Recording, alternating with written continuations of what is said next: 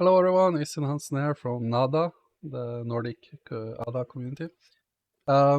Today we're going to have a bit look at the proof of useful work that Input Output is doing a lot of research on.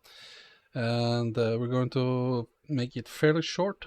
If you can hear on my voice, I have a bit colds, but I wanted to start to highlight this. This is something I feel we can make a lot of videos about going further into details, but let's start with some of the basics.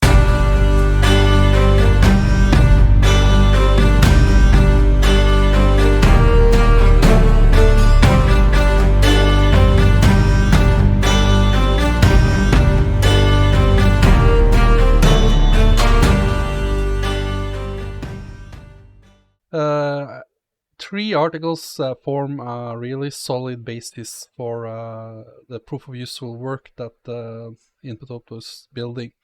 I will start with the article that's called Minotaur. I made a video about this for my staking pool earlier, but in general, what Minotaur does is it investigates all of the necessities for making a blockchain that has the security from two or multiple resources, and one of those could be proof of useful work. They say here that it's a proof of X, or it could be proof of stake, proof of work, proof of useful work.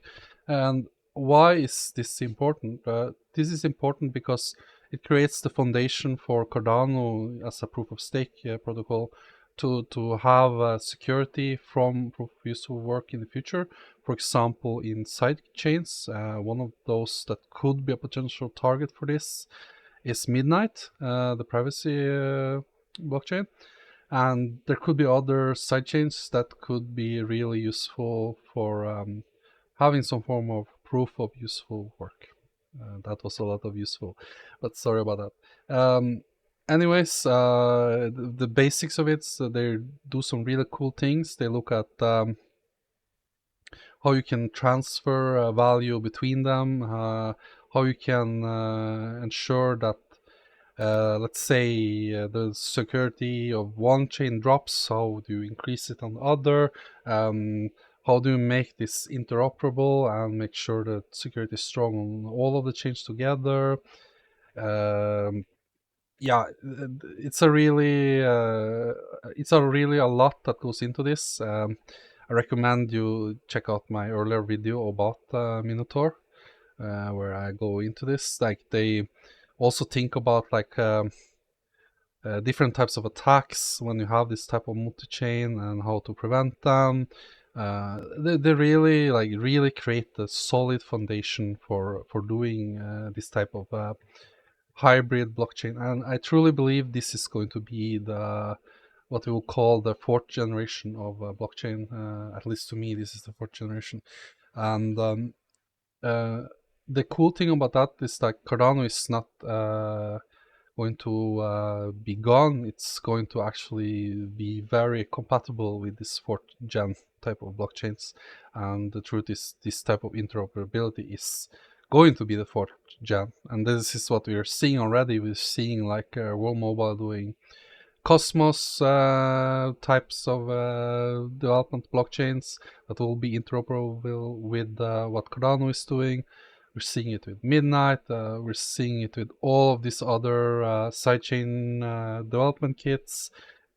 Everything is scared for this. So I really recommend people read this research paper and try to look into it a bit more. But for today's video, it's enough to understand that it creates this possibility of a hybrid between proof of work and proof of stake and any proof of X, so including proof of useful work. That was Minotaur. The other cool proof of useful work article they made, it was Ophelimus. And here they are really creating what I will call like the workflow for submitting proof of useful works. In the paper they use a form of search, like double parallel local searches. I will show an example of this. They use walksat. So what is a form of walksat? It's like a way to solve a puzzle, you can say, a logical puzzle. Like, for example, a picture puzzle would be like how to represent the rows of black. Let's say it's just a binary picture, it's black and white picture, and how to represent logically the black versus the whites. You could have the whites as empty list and the black as full list, and it will be two blocks empty, three blocks empty, one block, and then it will be two, three, one, and then that's the column, and then you have the vertical and the row, I mean, and that could be represented with from top to bottom, like one empty, two empty, so one, two, and basically you can then uh, have many solutions to each puzzle, so it's not like it's just a single answer that's correct. This was a very simple way of representing it, but the smiley face picture could have many solutions to that to represent it. And what WalkSat does is like to go through logical solutions and really walk. That's the name of it, I guess. Like walk through and try out different possibilities, and the one that's nearer and more efficient or higher score gets chosen over the one that's the worst. And over time, it like creates the best logical answer to the puzzle, and that's just one form of it. And so at the heart of it is just like anything that can be represented logically, that you need to walk through a big solution space and then find a solution. That's a type of doubly local search, and especially a walk sat search. Um so that's just an example what they're doing here in this submitting a proof of use of work. But the other cool parts of the Ophelimus paper is how they actually figure out, like for example, grinding attacks. I guess you could call grinding attacks like when you know you're trying to submit a proof of use work that you already know, like you have pre-training on or something, that you will gain an advantage and you will earn the coins. And so you need some form of mechanisms to do this efficiently and protect yourself at the same time. And they have this like very nice way of doing a hash and then a compute and then a post hash. And they also invent two types of blocks: transaction blocks, but also ranking blocks for work in proof of useful work. And this hash, work, post hash, and two types of block, that for me is like the really genius and the foundation of this proof of useful work that input output is doing. And again, this will be fully compatible with Cardano when you implement it with the Minotaur protocol type, like that technology. And yeah, I think actually that's all we need to say about it. I could go into depth about this in another time when my throat is not so cold. But the last one I wanted to show is the most recent one. So here they are not only doing like a submitting a logical puzzle work, they are actually doing distributed proof of learning. And I made a few notes. So they are targeting a proof of useful work subset, so a deep learning based proof of useful work. And the article just summarizes first, like what's the previous work in this space, a priori art. And basically it's been hard before that the one who publish, and if we go to this the previous article where they invented some way of like submitting. Oh, I forgot to mention that actually. Not only do they have this hash and post hash, but they also invent like what should you call it, like a parallelism. Like you can have different solutions submitted, different types of problems submitted, and yeah, dealing with multiple instances. and they make like a pipelining protocol for this, where you can have a dedicated time slot for one problem and then a dedicated time slot for another. And with this pre and post hash and compute in the middle and this block ranking, you can do this. You can have a blockchain handling multiple types of AI compute at the same, or in a pipeline, and doing it in parallel. And for this type of work, then they say that previously it's been hard for someone who wants to do the actual compute to be the one who's also submitting the problem. So that's not ideal. You want someone who's submitting a problem usually also have some compute resources themselves. So it will be more efficient to also let them be part of it. And as far as I can tell from this research paper, that should not be a problem with how they have implemented it. And there's another prior work that required really like strong synchronization, and again this like post hash system, and like a ranking blocks. It means that you don't require this anymore because it's decentralized, and the ranking blocks helps calculate this and keep everyone working together basically. So that's really interesting as well. And they say, like, for example, DL chain has the ability to submit and also then mine, but it has weaker security properties. Uh, and another coin AI has not security impact fully clarified. Excuse me. And they are proposing their own like training hash structure. Again, that's familiar if you saw the Ophelium's article.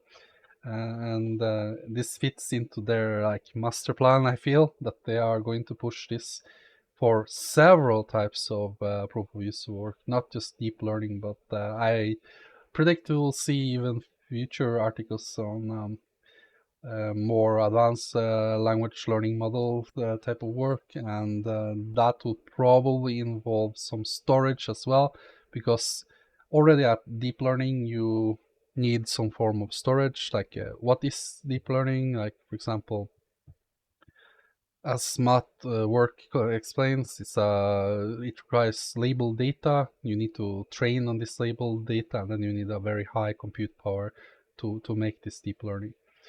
For someone who wants to really like try to understand AI, I can recommend this is used like in most schools on AI now currently, the artificial intelligence a modern approach.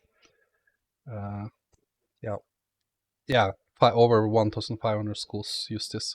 So it's on my night table. I've definitely not read all of it yet, and I have the global edition, the green one. But yeah, if you're curious about AI, definitely check that out if you want to learn more. Um, but yeah, I think that highlights to me like if they need all this label data, like how do we make sure that these training sets are not just in the hands of the few, but in the hands of the many?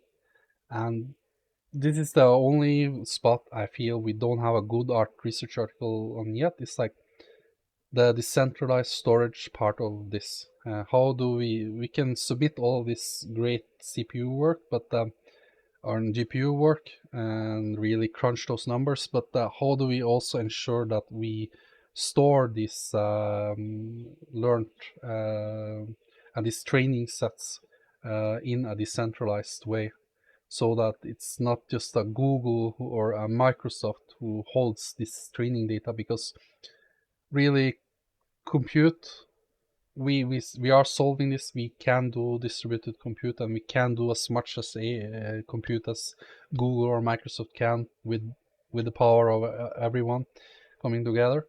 But the training sets, I mean, what have Google been doing all these years? Like you are training if you're human or not, and clicking on the boats or the cars and what not on these images to train. That's that's training data they have created. Like they have so huge data sets from their emails, from everything you have done, and it's actually worth a lot. So I feel this is going to be a really important part of the future of Cardano. It's like we need to think about this. Like, how do we ensure to us as a collective ecosystem? How do we ensure that we have access to this training data? Because over time, there's no doubt about it. Like collaboration over time in a decentralized manner would be superior to what any single corporation can do. So we can compete and we can achieve this.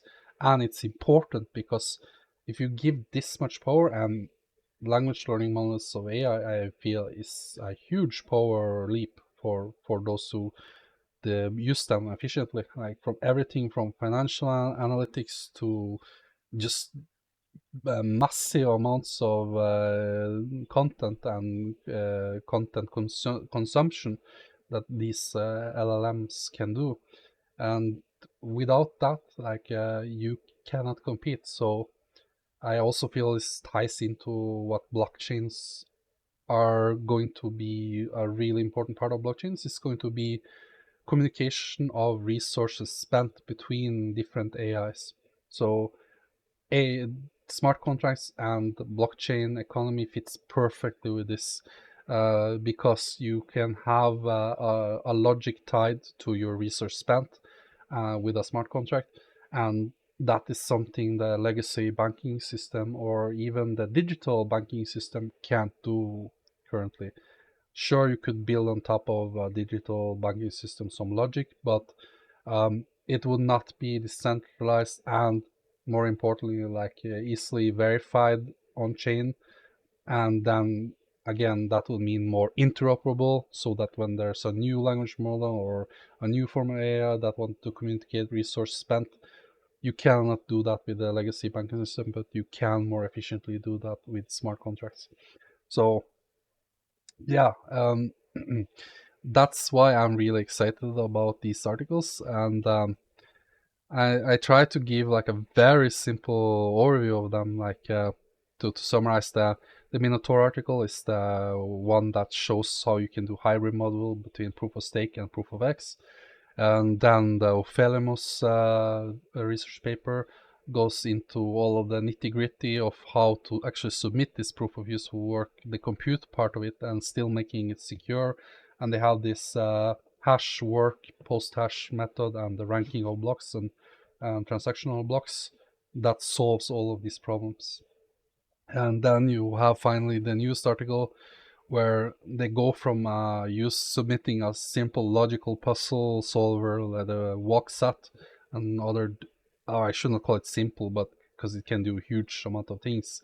But anyway, they do another type of AI proof of useful work, and that's the deep learning. And this deep learning sets the stage for the LLMs and all of this other AI work. So um, this is quite important that we have this research, and it fits very well with what's coming on Cardano and with the side chains and with basically blockchain 4.0 and the next generation of blockchain.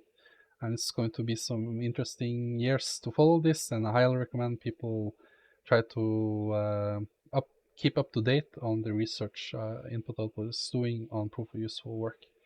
If you like this video and you want me to go into more detail on it, I have done so in the past for Minotaur and Ophelimus, and I would love to do a deep dive again. I can definitely do that. Let me know, and thanks for watching this video. I hope you enjoyed it.